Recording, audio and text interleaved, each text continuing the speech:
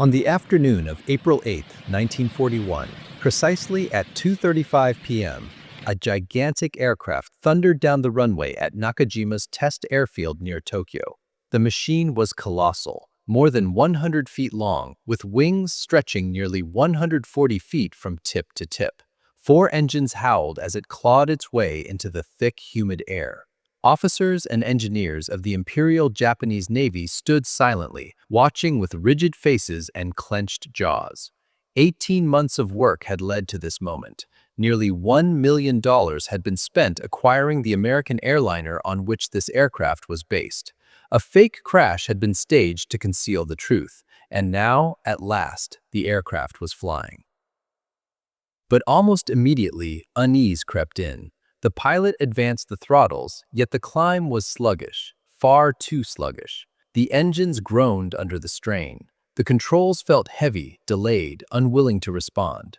This wasn't a surprise. Something had been wrong from the beginning. Japan had stolen advanced American aviation technology, dismantled and copied the most sophisticated airliner of its time, and tried to convert it into a long-range strategic bomber. What they ended up with was one of the worst heavy bombers ever built. This is the story of how Japan bought America's rejected airliner and transformed it into a spectacular failure. It is a story of espionage, deception, and engineering arrogance, and of the fatal belief that imitation equals understanding. And it begins not with war, but with the golden age of American commercial aviation. The year was 1935. Commercial air travel in the United States was evolving rapidly. Airlines were expanding their networks, public confidence was rising, and aircraft manufacturers were locked in fierce competition to define the future of flight. Douglas Aircraft had just introduced the DC-3, a plane that would soon revolutionize airline travel. Yet even before the DC-3 entered widespread service, airline executives were already dreaming of something far more ambitious. William A. Patterson, president of United Airlines, approached Douglas with a bold vision. He wanted an aircraft that would render the DC-3 obsolete. His idea was a four-engine airliner capable of flying coast to coast without refueling. It would carry 42 passengers during the day or 30 passengers in sleeper berths overnight. It would offer air conditioning, a pressurized cabin, and unprecedented comfort. It would be the most advanced passenger aircraft ever built. The proposal bordered on madness. No airline had ever operated a four-engine landplane in commercial service. Much of the technology Patterson demanded barely existed.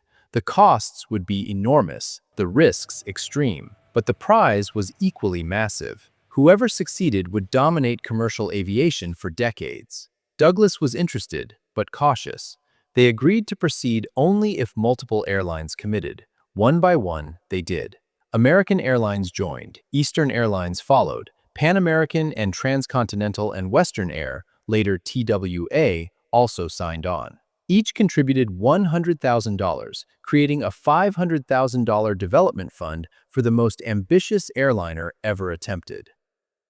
Douglas assembled an elite engineering team under Arthur Raymond, the same man who had led the DC-3 program. Immediately, they confronted problems no one had solved before. How do you build a wing strong enough to carry four massive engines without making it too heavy? How do you design landing gear for a 60,000-pound aircraft? How do you route fuel, hydraulics, and electrical systems through a fuselage meant to carry passengers in comfort? The questions only multiplied. How do you pressurize a cabin without causing metal fatigue? How do you supply enough electrical power for air conditioning, lighting, and galleys? How do you train pilots to fly an aircraft twice as large and complex as anything before it? Over 2 years, the team produced more than 8,100 detailed drawings.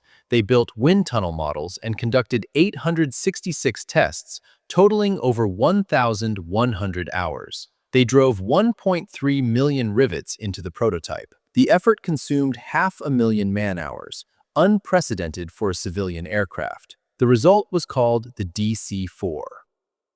The DC-4 was revolutionary. It featured tricycle landing gear, allowing the aircraft to sit level on the ground. Boarding was easier, loading was safer, ground handling was predictable. Today, it seems obvious, but in 1938, it was radical. Its wings spanned more than 138 feet. Four Pratt& Whitney twin Hornet engines, each producing 1,450 horsepower, were mounted with slight outward angles to improve stability if one engine failed. The tail was even more unusual, three vertical fins instead of one. This wasn't for aesthetics, it was a compromise. A single tall tail would not fit inside existing airport hangars. Airlines could not afford to rebuild their infrastructure. The triple tail solution kept the aircraft usable. Inside, the DC-4 promised luxury beyond anything passengers had known. A wide cabin, real seats, sleeper berths for overnight travel, air conditioning, planned pressurization.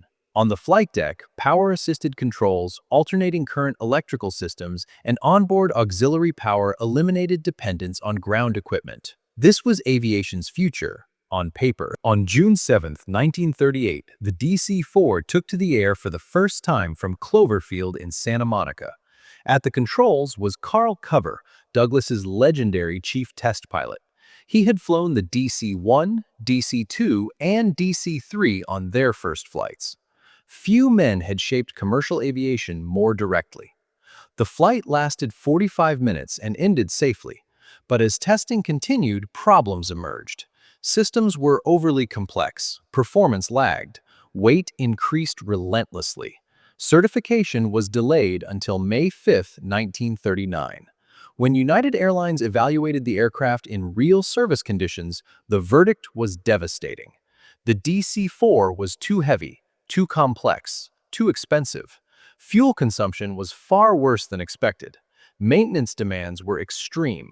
Performance deteriorated further when seating was increased to improve economics.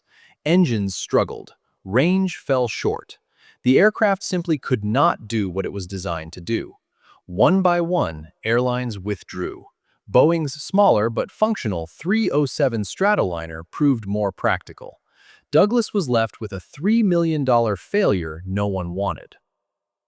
Desperate to recover losses, Douglas quietly sought a buyer. One appeared in late 1939, Japan's Mitsui Trading Company, acting on behalf of Japan Airlines. The price was $950,000. What Douglas didn't know was that Japan Airlines was a front. The true buyer was the Imperial Japanese Navy. Japan wanted a four-engine bomber capable of crossing the Pacific. Their industry lacked the experience to design one. The DC-4 seemed like a shortcut. Buy it, study it, copy it, improve it. On September 29, 1939, the DC-4 prototype was dismantled and shipped to Japan, along with every drawing, test report, manual, and even the wind tunnel model. Douglas technicians helped reassemble it at Haneda Airport, unaware they were training future enemies. Soon after, the aircraft vanished. Japanese newspapers reported it had crashed into Tokyo Bay. No wreckage recovered. Case closed. It was a lie. The aircraft sat intact inside a Nakajima hangar, where engineers meticulously disassembled and documented every component. From this effort emerged the Nakajima G5N Shinszan, the Deep Mountain. It looked imposing. It was enormous. It carried bombs instead of passengers. It bristled with defensive guns. And it was fatally flawed. Japanese engines failed to deliver promised power. Weight spiraled. Handling was sluggish. Speed was poor. Range fell short. Engine reliability was catastrophic. Even re-engineering the aircraft could not save it. By 1942, the verdict was undeniable. The G5N was a failure. 4 surviving airframes were converted into transports. The bomber meant to threaten America spent the war hauling cargo. The irony was brutal. Douglas learned from failure and built the C-54 Skymaster, one of the most successful transports in history. Japan copied the failure itself and gained nothing. The G5N survives only in photographs and forgotten files. Its story remains a warning. Technology cannot be stolen whole. The object can be copied. The knowledge behind it cannot. The Deep Mountain never cast its shadow across the Pacific. It collapsed under its own weight, both literal and intellectual. If you found this story meaningful, please like the video. It helps preserve forgotten history. Subscribe to stay connected to these untold stories of the Second World War. Leave a comment telling us where you're watching from. From Texas to Tasmania, this community keeps history alive. Thank you for watching, and thank you for remembering.